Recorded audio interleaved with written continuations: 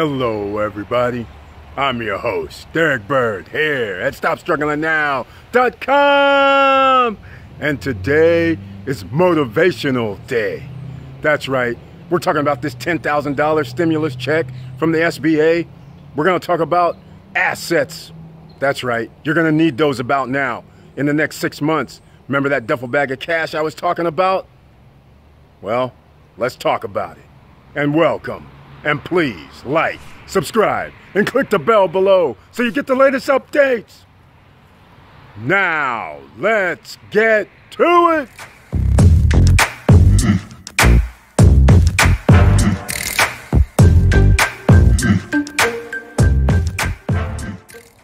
All right, welcome back. That's right. Let's talk about that stimulus package, but first, CEO of my life. That's right. This is why you want to be a CEO of your life. So you can get some of that SBA loan. We're going to show it on the screen as usual. We're going to talk about streams of income. We're going to talk about assets in case you're confused, because in the next 6 to 9 months or sooner, if you have that duffel bag of cash, it's going to come in handy. You're going to be able to buy things on the cheap. This is a once in a lifetime, or twice in a lifetime, or 3 times in a lifetime opportunity, because this usually happens every 7 to 10 years. So, but you want to make this one count, because this is when millionaires are born. So we're going to talk about it. So let's go to the screen. Okay, here we go. Everybody wants to know about that $10,000 stimulus check, but hold on. We're going to talk about a few other things first, because you should have already started your own business, but that does not matter. You could be a sole proprietor for this stimulus check. But we're going to talk about a few things. First of all, we're about to get to the 5,000 subscriber mark, and I want to thank each and every one of you. Thank you for your support. Thank you for watching the videos. Thank you for sharing the videos, and I appreciate the comments. Second off, what motivates a person? Because we're going to get into the assets, but I'm just going to Google it for you, and you'd be surprised when you think about what motivates a person when they're an entrepreneur, when they're trying to start their own small business, if they want to be an Uber driver, for instance, sole proprietors. And you would think it's money motivated. That would be the number one thing, as most people think when they have an employee, that employee is money motivated. Both of those answers are incorrect. That is not what motivates somebody. When they're trying to do their own business, or rather if they're an employee, they are motivated because they have a passion for it. That's because they want to try to do it on their own, help other people out. Then there's, as you can see going down this list here, self-reliance, where you have your own, you rely on yourself, nobody else is in control. That was one of my things. I just got tired of every time I worked somewhere, you can see buffoonery going on, but yet you're in a position where you have to be in the clown show and you can't make decisions because the management is making decisions. They're ahead of you. So you had to be there a few years to put up with nonsense before you could even be promoted, and those people aren't going to leave their nice cushy jobs as long as they can get by with half-assing. So that was one of my reasons why I always wanted to be an entrepreneur, along with I just wanted to do what I wanted to do. So those were the first two things. It had nothing really to do with money. It was just based on the fact that whatever I wanted to do, you have to monetize. So that's the difference between a W-2. And then, of course, once you are able to complete what you're trying to complete, you have that feeling of accomplishment, as they say right here.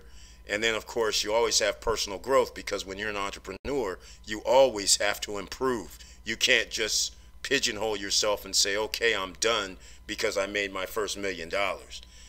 There's always a learning experience, and there's always times like this where situations come up that's unexpected. So this COVID-19, unexpected, businesses are shut down, and therefore now what do? Now you're going to grow from this experience, because you're going to say, okay, if this ever happens again, I have contingency plan in place. The same thing held true when I first came over here to Florida to start a business.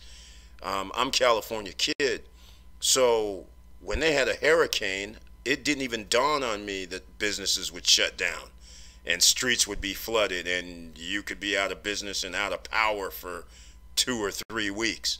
Didn't even cross my mind, but when it happened, I was like, oh my God, I didn't even think about this, because I've never been in a hurricane environment or tornadoes or anything like that.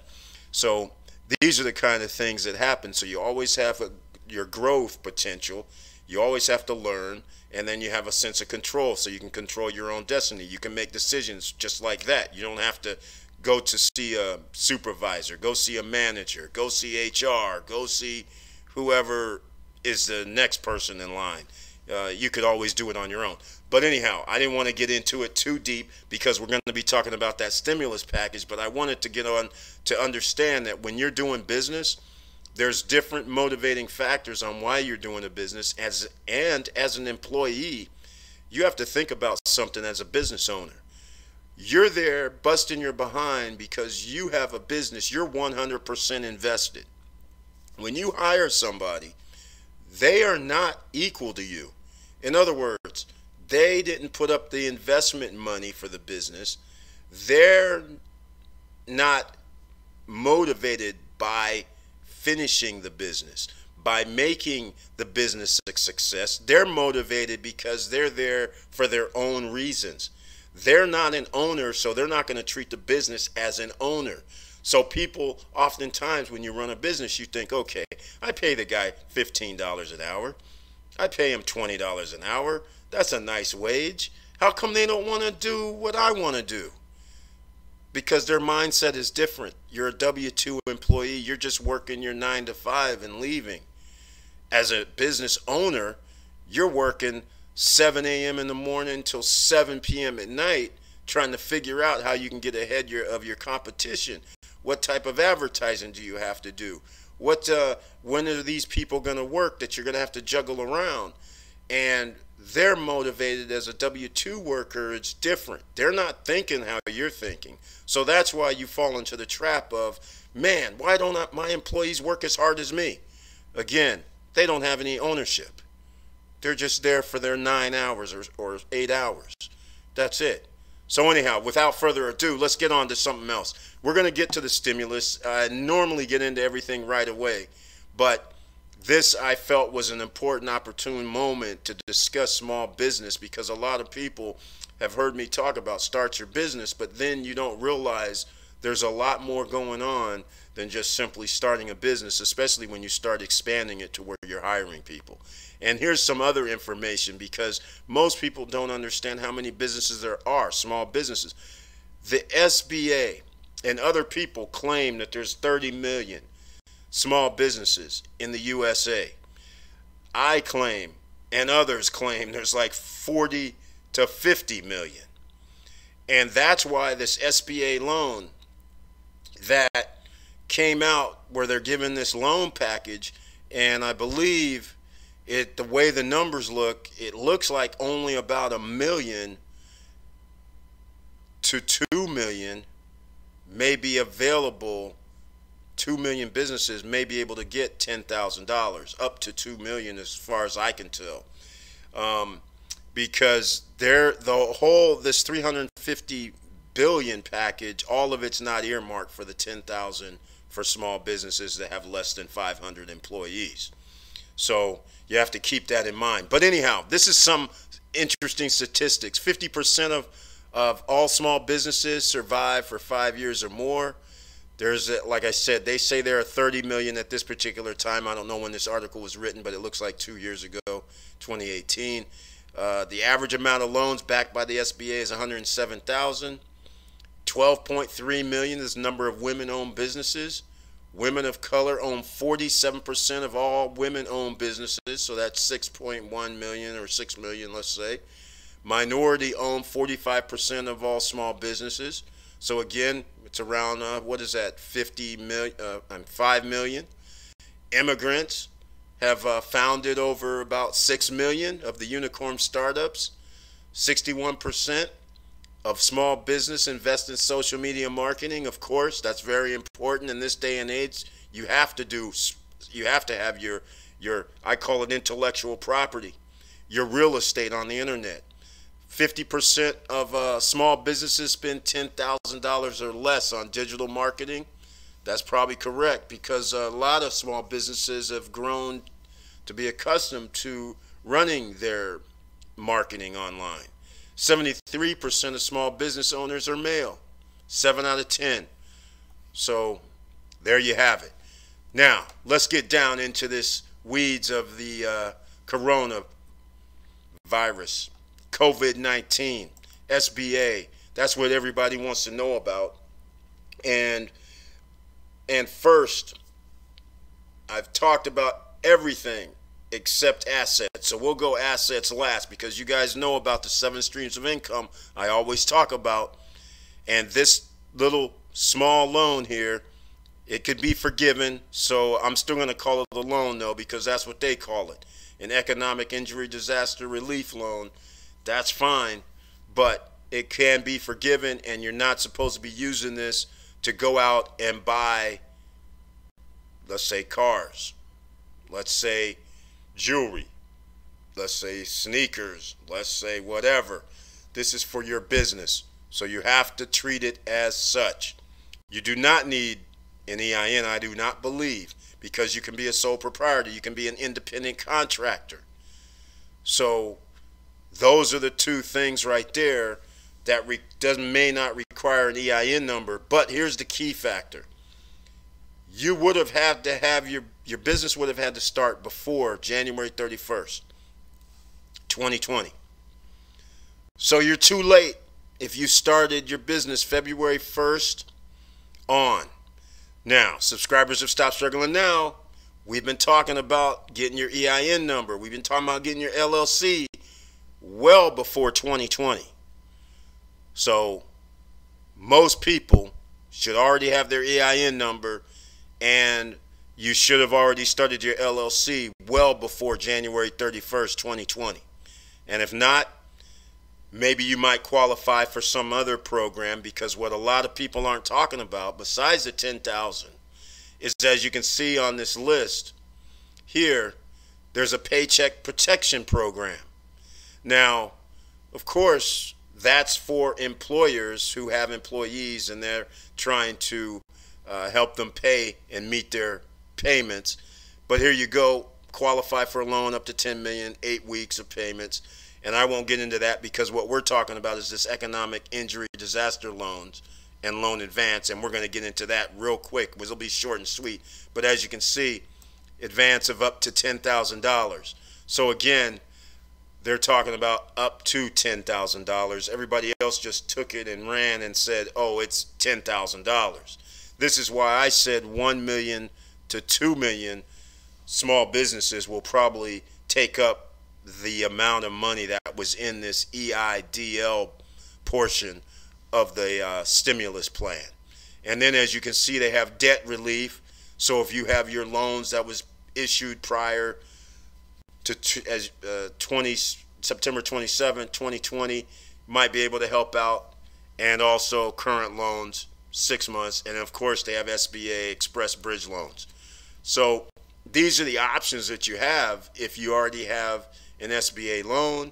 If you've already been involved with them previously, you can come back and participate in more than just this $10,000, and I'll repeat, up to $10,000 stimulus loan, which can be forgiven as long as you adhere to the rules that they have.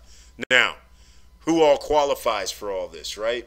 We'll get into it, but just a short synopsis goes like, you can have anywhere from 0 employees to 499 employees. And the reason why you're going to know this yourself is because when you get to S as in Sam, B as in boy, A.gov, that's SBA.gov, you'll see at the very top where it says apply for an economic injury disaster loan, and you click here, and then it takes you to the page, and it tells you to pick which entity and why you're eligible. And the very first one is applicant is a business with not more than 500 employees, or applicant is an individual who operates under a sole proprietorship with or without employees, or as an independent contractor. That's the first two things. Most people are going to fall under that. and or applicant is a cooperative with not more than 500 employees.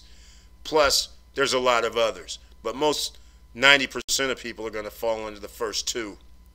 And then, of course, if you're a nonprofit or something of this nature, tribal, small business, employee stock ownership plan, there's something for you.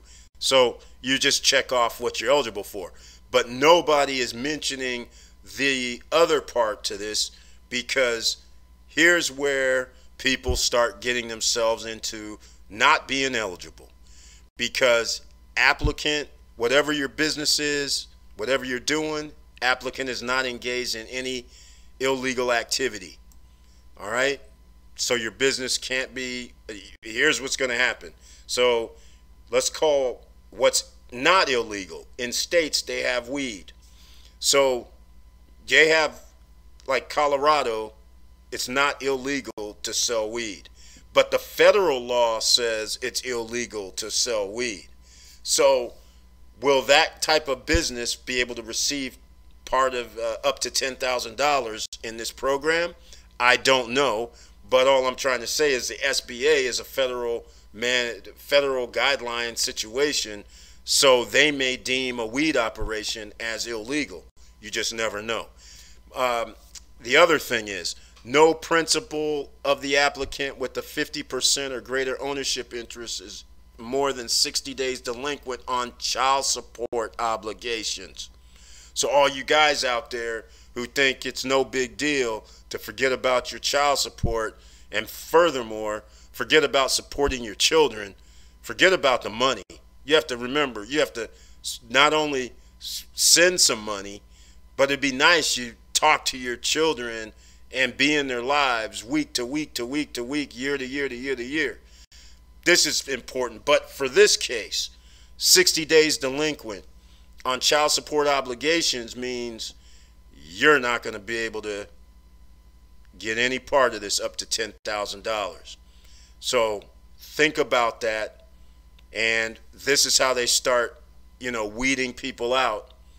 And, applicant is not agricultural enterprise. Again, there we go. Nursery, cooperative.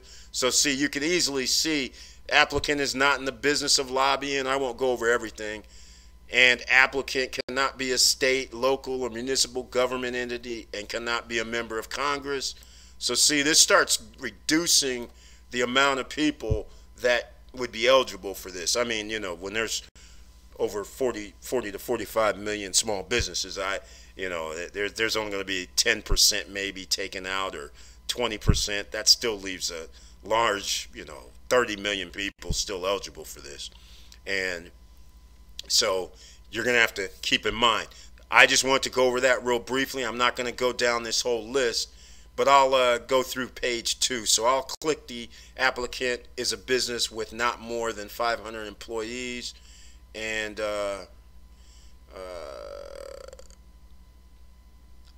applicant, you have to check all these.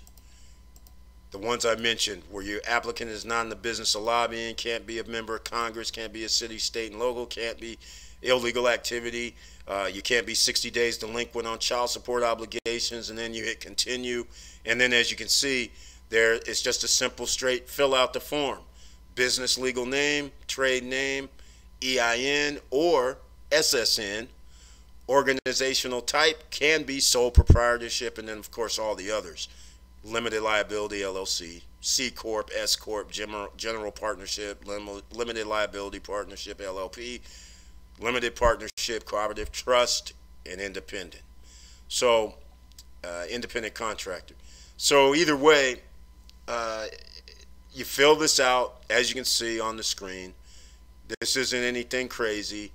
Gross revenues for the previous 12 months up till January 31st, 2020.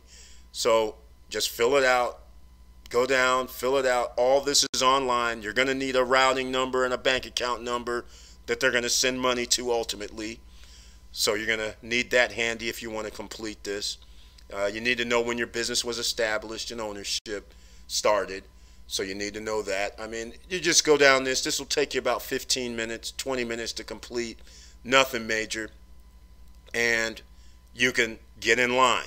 And all it is it's almost like anything else when it comes to the money. It's almost a lottery.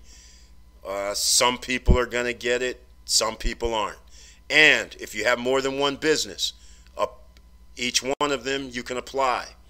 You don't have to worry about applying multiple times. If you have 5 businesses, you can apply 5 times for each separate business, because each separate business should have its own EIN number, or Social Security, you only have one. But either way, if you have an EIN number and 5 different businesses, then 5 businesses apply. If you have 10, 10 apply, as long as they, don't have over 499 employees, and as long as it qualifies under their rules that I mentioned earlier. You're good. All right, let's move along. So the other part to this, as I mentioned before, was they have other programs, the paycheck. Now you can see on the screen, after you complete it, this is what you get. You get your application number, and keep it handy. Keep all of this handy. You can screenshot your page, and you'll get an email, and just keep it for your records so you can have it. And as you can see up here, expiration date. So something else might come up. I believe there'll be another stimulus package. And what I'm actually meaning is the 2 trillion, 2.2 trillion, that's not enough. Our economy is basically a disaster. They have been hyping this up. The government has hyped up that this is the best economy ever, when in fact it was the opposite. The numbers don't lie. So if you go deeper into the economic system of America, you'll understand, which nobody seems to want to mention, $23 trillion is what we owed after Obama left office. After this $2 trillion here and the tax breaks, that equates to $4 trillion more. So in essence, in reality, if you had real accounting, we would be negative 27 trillion, and we owe on that. Our GDP is only a set number. We're printing money from the feds to buy up stocks. We're printing money to give to banks so they're liquid, which isn't even part of the 27 trillion number that I gave out. So when you start thinking about them printing up money, that means there's going to be inflation. The cost of living is going to rise. So these are the things that nobody ever talks about, and that's why they had to come up with this first 2.2 trillion, which will not be enough because they're printing money, which now means you're going to have to give out more loans. So expect a second stimulus package. And the Ponzi scheme will continue. So now it's more important than ever. This is when millionaires are made. You got to get yourself some additional assets. And speaking of the first line of assets, intellectual property, trademark, patents, your own real estate. And I'm not talking about real estate that people live in or you rent to people from. I'm talking about online real estate. Your name, your domain name can be very important right now. What you do with your online real estate, whether it's YouTube, whether it's Instagram, whether it's TikTok, whether it's Snapchat, whether it's Facebook, it does not matter. Whether it's a website, that is a tool that you can use to create additional amounts of money. So I'm going to do something for you that has to do with money, because there's a guy that does money GPS here on YouTube. I don't know how to pronounce his name, but it's David Quintiero or Quintieri, something of this nature. I just know his first name, David. But the Money GPS every day puts out a video and goes over economic news and information that isn't mainstream. So he'll talk about things such as how much money the Fed printed yesterday or for the whole month or for the whole year. Or he'll go over some other unemployment numbers and explain how the unemployment numbers are calculated, because unemployment numbers are fake. What people don't understand, for a simple matter of when a person is no longer eligible for unemployment, they fall off the unemployment rolls. Anybody who's like homeless will not be on the unemployment rolls. So these are the reasons why the number is kind of skewed. So when they say like 35 million people filed unemployment, that's how many file for unemployment, but there's already another 35 million people who are unemployed, who aren't on the unemployment roll or payroll. So these are the things that he goes over. And luckily for you,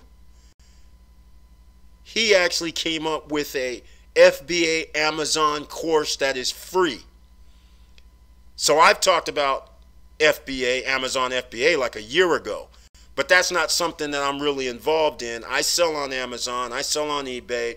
That's fine, but it's not like a large percentage of me doing this day in and day out like I do Airbnb, for instance, which Airbnb shut down right now. So this just teaches you that you need more than one stream of income that we've always talked about. Millionaires have on average 7 streams of income. If you want to be a millionaire, then you should have 7 streams or more of income, or strive to have 7 streams of income, because 3 streams of income will help you out greatly right now as well. So everybody who does Airbnb in most places are shut down. So that stream of income is gone. If they had no other stream of income, they're going to start losing assets.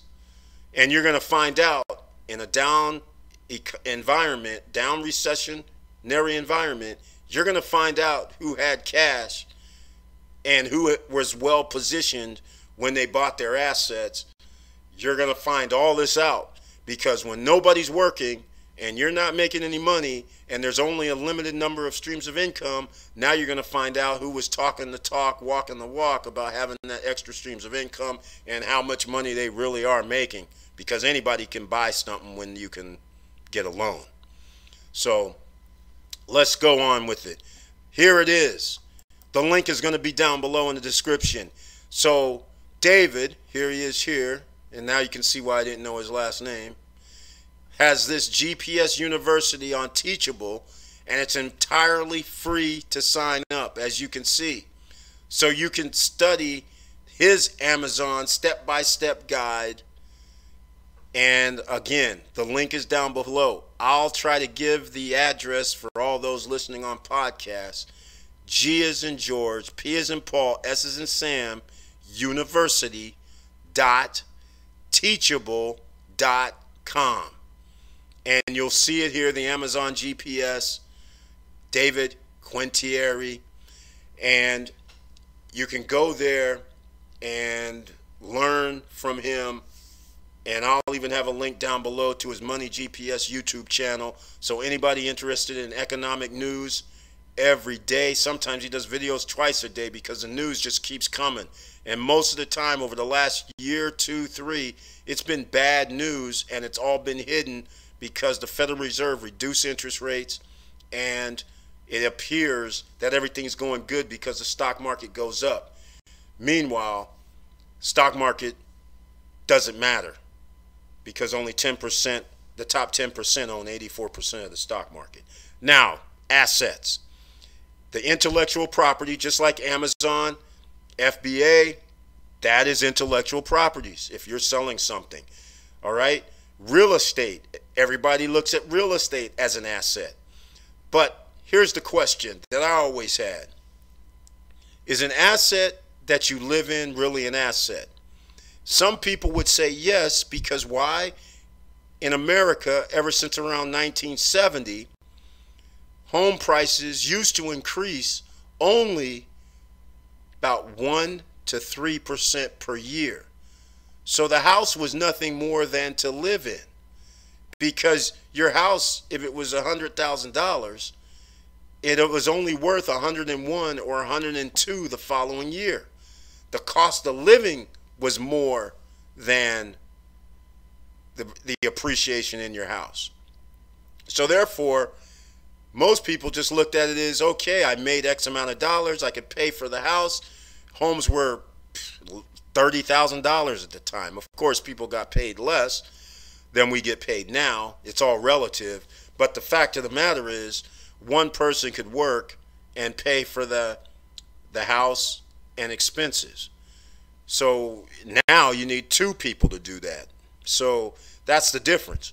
So now what happens is real estate is an asset, but most of the time what most entrepreneurs, most millionaires are talking about as an asset is something that you can rent out, meaning multifamily, whether it's a duplex, whether it's a fourplex, whether it's a tenplex. It doesn't matter, but it's a way that you can go to sleep at night and you know you're still going to make money. That is what should be considered an asset. A house where you do not make money and you're paying on a loan is not an asset, in my opinion. Another asset that is often overlooked is, let's say, for instance, the simplest form that you can use is lawn care, landscaping. An asset, a lawnmower, is now an asset. Whether it's the one you walk, push, or whether it's the one you sit on, that is now an asset. So equipment can be an asset. You have a business, Uber driver. A car is an asset now because that car makes you money. That's an asset. A car that you have a loan for that goes down in value and you're not using it for business and it's personal, that is not an asset. So that's why you see a lot of YouTubers, social media marketers online use cars as a tool to make money, because once you have your business set up and then you're showing or reviewing cars on your intellectual property, your real estate, your online real estate, that now is part of your business.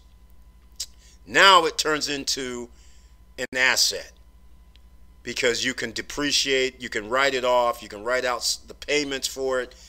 So that is the way you have to start thinking, is how you turn in most things into an asset. So another example, Airbnb, when I talked about the timeshares, that normally is not an asset. But if you can make money by renting out the units, that turns into an asset, which now means you get to write off certain things against your taxes. What else is an asset? Stocks, equities as they call them. Stocks and bonds can be assets. Reason why? They appreciate or they give dividends. So therefore, that's an asset. What else is an asset? Gold and silver is an asset. So oftentimes, I'll always say go to AppMex.com or SDBullion.com. And the reason why is because if you order $99 or more, they give you your free shipping. But as you can see right now, well, did they take it off?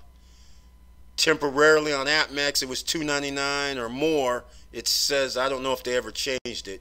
But once silver and gold becomes available again, they'll take that off. But there's been a run.